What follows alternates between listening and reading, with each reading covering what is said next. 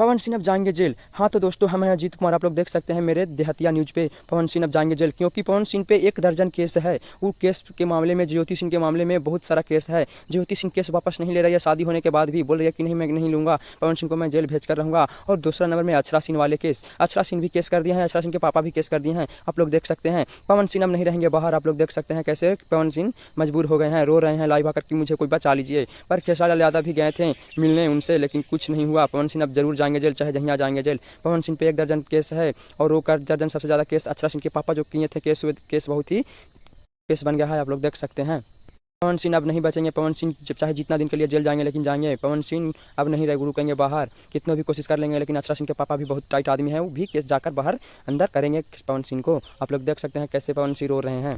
Jyoti Singh case वापस नहीं ले रही है, शादी होने के बाद भी बोल रही है कि नहीं, मैं नहीं लूँगा, पवन सिंह को मैं जेल भेज कर रहूँगा। और दूसरा नंबर में अक्षरा सिंह वाले केस, अक्षरा सिंह भी केस कर दिए हैं, अक्षरा सिंह के पापा भी केस कर दिए हैं। आप लोग देख सकते हैं पवन सिंह अब नहीं रहेंगे बाहर। आप लोग देख सकते हैं कैसे पवन सिंह मजबूर हो गए हैं, रो रहे हैं।